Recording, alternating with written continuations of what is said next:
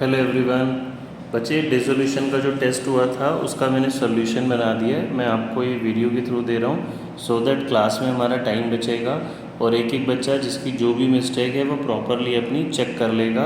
और होमवर्क ये है, एडवांस में बता रहा हूँ, ये आपको पूरा पेपर रजिस्टर में रीडू करके आना है, दोबारा रिपीट करके आना है सो दैट आप अपनी मिस्टेक्स को अच्छे से समझ पाएँ और वो दोबारा ना हो। ठीक है, चलिए फर्स्ट क्वेश्चन पे आते हैं बच्चे। शांति सत्या पार्टनर्स है, रेशो 4:1 है।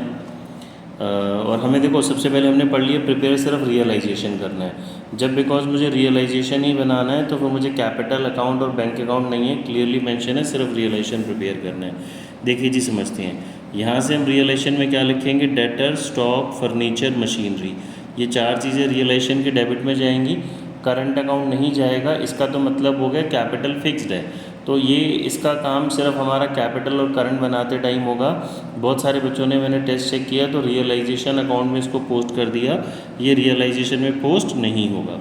ठीक है, क्रेडिटर जाएगा रियलाइजेशन में, क्रेडिट साइड में पे करना ज़रूरी होता है। वर्कमैन कंपनसेशन फंड आप सभी ने पूरा क्वेश्चन पढ़ा ही होगा, नीचे इसकी कोई एडजस्टमेंट नहीं है, तो ये डिस्ट्रीब्यूट होगा कैपिटल अकाउंट में, रियलाइजेशन में नहीं जाएगा।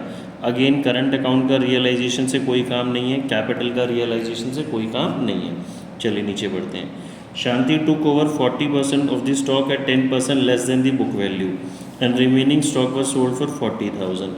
देखो स्टॉक बचे मेरे पास 85,000 था, हमने 85,000 का पहले तो 40% निकालना है। ठीक है, 85,000 का हमने किया जी 40%, ये आ गया 34,000। शांति जो है ये 10% लेस में ले गई, इसका 10% लेस किया 3,400, तो शांति ये 30,400 में ले गई।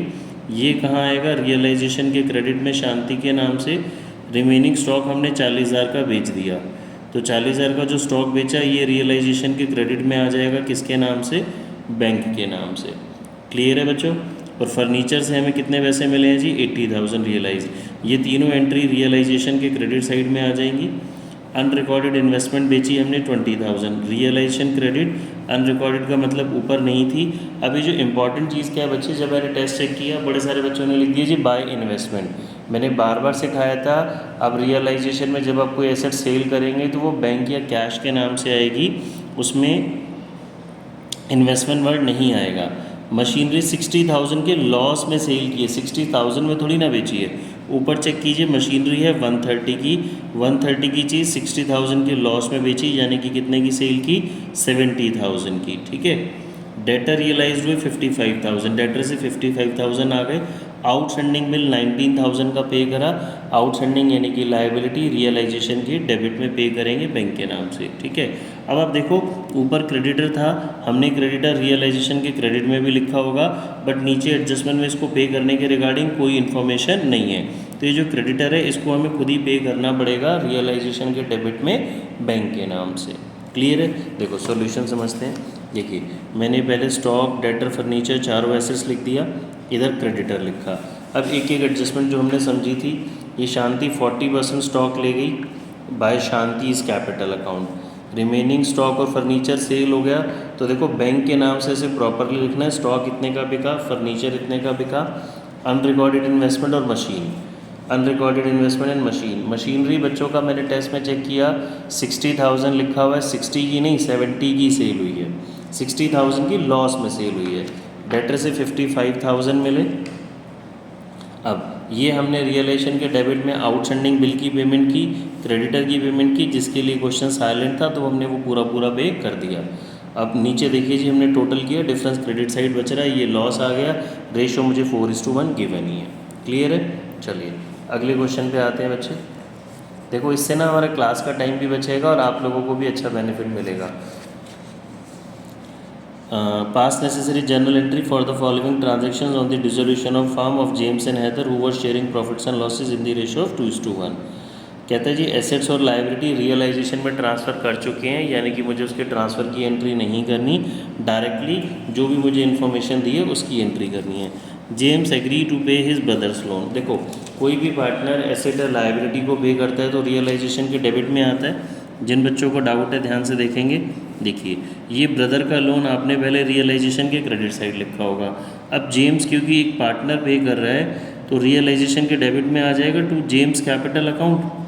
ठीक है, तो इसकी जनरल एंट्री क्या बनेगी, रियलाइजेशन के डेबिट में है तो मैंने सिखाया था आपको बिल्कुल सिंपल सा तरीका, realisation debit to James capital account. इसमें ब्रदर का लोन नहीं वर्ड यूज़ करना। देखो यही लिखा है हमने, realisation to James capital account. Debtor realised हो गए यानी कि पैसा आया, रियलाइजेशन के क्रेडिट साइड में जाएगा तो एंट्री मेरी bank to realisation. Haider investment ले गया, अगेन रियलाइजेशन के क्रेडिट में आएगा तो हैदर के नाम से हैदर टू रियलाइजेशन। क्रेडिटर को 5% डिस्काउंट पे करा, तो बच्चों मुझे ये डिस्काउंट नहीं शो करना।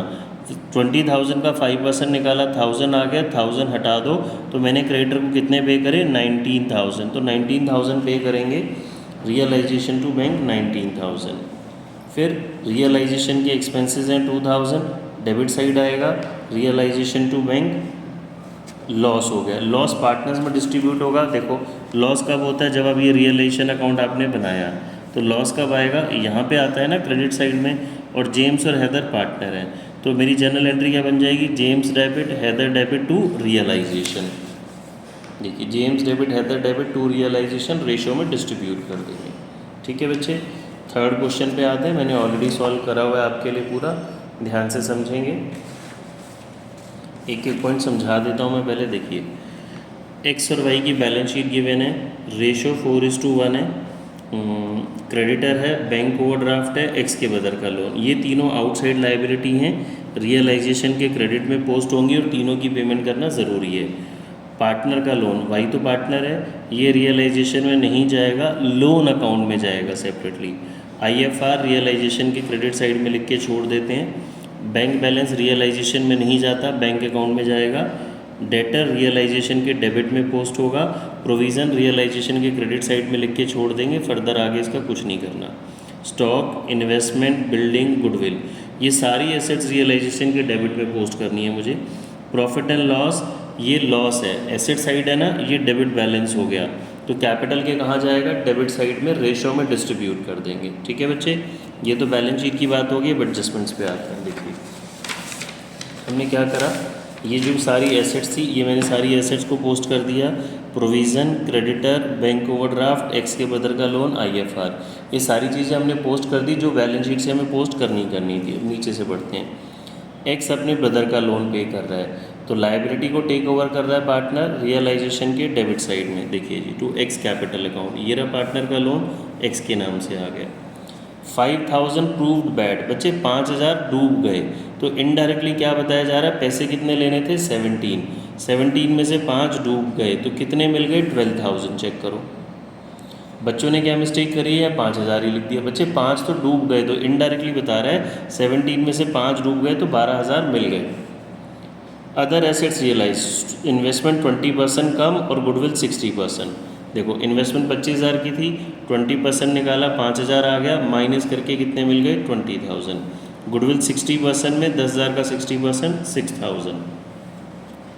One of the creditor for 5,000 was paid only 3,000। एक क्रेडिटर, देखो जी क्रेडिटर ऊपर 8,000 का था हमारा, एक क्रेडिटर जो कि 5,000 का था उसको हमने कितने दिए, 3,000, तो मैं कितने लिखूँगा, 3,000। बट क्रेडिटर रिड्यूस कितने के हो गए, 5K। रिमेनिंग क्रेडिटर कितने के रह गए, 3K। इसके लिए क्वेश्चन साइलेंट होगा तो भी 3 देने और बता देगा तो क्वेश्चन में जो लिखा होगा वो बात करेंगे। अगर क्वेश्चन साइलेंट होता है तो 3 और 3 क्रेडिटर की टोटल पेमेंट कितनी हो गई, 6,000। आगे पढ़ लेते हैं। आगे इस क्वेश्चन में क्रेडिटर के बारे में कुछ इन्फॉर्मेशन नहीं है तो देखो बैंक के नाम से क्रेडिटर को हमने 6,000 दे दिए। बिल्डिंग ऑक्शन हुई 30,000 की, ऑक्शनर को कमीशन दिया हमने 1,000 रुपये, यानी कि बिल्डिंग नीलामी में, सेल में हमने 30,000 की बेची, 1,000 कमीशन दिया। तो बच्चे इसके 2 पॉसिबल ट्रीटमेंट हैं। यहाँ देखो मैंने बिल्डिंग लिख दी 30,000 बैंक के नाम से, बिल्डिंग बेच के 30,000 आए और मैंने कमीशन कितना दिया, 1,000 बैंक के नाम से। और मैं एक और काम भी कर सकता हूँ, डायरेक्टली रियलाइजेशन के क्रेडिट में बैंक के नाम से कितने लिख दूँगा, 29,000। दोनों ठीक है बच्चे, ठीक है, नंबर किसी में नहीं कटने वाले। 6th पॉइंट इंपॉर्टेंट है, Y took over part of the stock. Y कुछ स्टॉक ले गया जो कि 20% कम है बुक वैल्यू से, और बैलेंस स्टॉक से 50% मिले। ये पॉइंट इंपॉर्टेंट है जी। ऊपर स्टॉक देखेंगे हमारे पास था 15,000, स्टॉक 15,000 का था। वाई कुछ स्टॉक ले गया 4,000 में कुछ, और बचा हुआ स्टॉक 50% में बिक गया। अब बचा हुआ निकालने के लिए मुझे ये पता होना चाहिए कि भाई लेके कितने का गया, मतलब वो स्टॉक 4,000 में तो लेके गया बट उसकी वर्थ कितनी थी। इसके लिए मुझे हिंट दिया गया स्टॉक 20% लेस देन दी बुक वैल्यू है, यानी कि वो 80% में लेके गया। तो ये जो पार्टनरशिप में अंडर वैल्यूड ओवर वैल्यूड करते थे वो वाला पॉइंट, 80% मुझे वैल्यू गिवन है, 100% वैल्यू निकाल लेते हैं। ठीक है, तो वाई 5 का स्टॉक 4 में लेके गया, तो हम वाई के नाम से रियलाइजेशन के क्रेडिट में लिखेंगे तो 4,000, बट स्टॉक कितने का कम हुआ 5,000 का। तो 15 में से 5 चले गए, रह गए कितना 10। रिमेनिंग स्टॉक उसने बोला 50% में बिका, तो 10 का 50% कितना आ गया 5,000। तो स्टॉक की दो वैल्यू होंगी, वाई के नाम से 4, बैंक के नाम से 5। देखो जी, बाय वाइज कैपिटल अकाउंट 4,000 और by bank stock 5,000। Clear. Realisation expenses 2,000 debit side में आ गया, रियलाइजेशन एक्सपेंसेस बैंक के नाम से 2,000। अब बच्चे चेक करते हैं कि सारी लाइबिलिटीज़ की पेमेंट हो गई। देखो पीडीडी पे करना नहीं होता, क्रेडिटर का हमने कर दिया एडजस्टमेंट। बैंक ओवरड्राफ्ट के लिए क्वेश्चन साइलेंट था, तो बैंक ओवरड्राफ्ट आपको खुद ही पे करना पड़ेगा। क्लियर है, बाकी सब ओके है। टोटल किया हमने, डिफरेंस लॉस आया, रेशियो में डिस्ट्रीब्यूट, वाई का लोन अकाउंट बनाया। लोन अकाउंट ये लाइबिलिटी है, क्रेडिट से शुरू होगा, डेबिट में टू बैंक हमने पे कर दिया। कैपिटल अकाउंट में कैपिटल का बैलेंस लिखा। यहाँ रियलाइजेशन से चीज़ें पोस्ट करती हैं, ये इसके डेबिट में है। देखो रियलाइजेशन के डेबिट में है तो एक्स के क्रेडिट में आ जाएगा रियलाइजेशन के नाम से। ठीक है, सेम इधर चेक करते हैं, ये सिर्फ लॉस है ये, और ये वाई वाली एंट्री है। रियलाइजेशन के क्रेडिट में है तो कैपिटल के कहाँ आ जाएगा, डेबिट में रियलाइजेशन के नाम से। और ये जो P&L बैलेंस शीट में गिवन था बच्चे एसेट साइड, ये लॉस है, कैपिटल के डेबिट में आएगा। क्लियर। डिफरेंस जो होता है इस चैप्टर में से किस नाम से लिख देते हैं हम, टू बैंक और बाय बैंक। बैंक अकाउंट आप बना ही लेंगे। बैंक अकाउंट में सारी क्रॉस पोस्टिंग करनी होती है। सबसे पहले बैंक का ये ओपनिंग बैलेंस लिखते हैं, फिर जहाँ जहाँ बैंक है वो क्रॉस पोस्ट करना होता है। क्लियर है बच्चे। किसी को बैंक अकाउंट में डाउट हो तो मेरे से कंसर्न वो क्लास में कर लेना कंसर्न। ठीक है, ओके बच्चे, बाय बाय।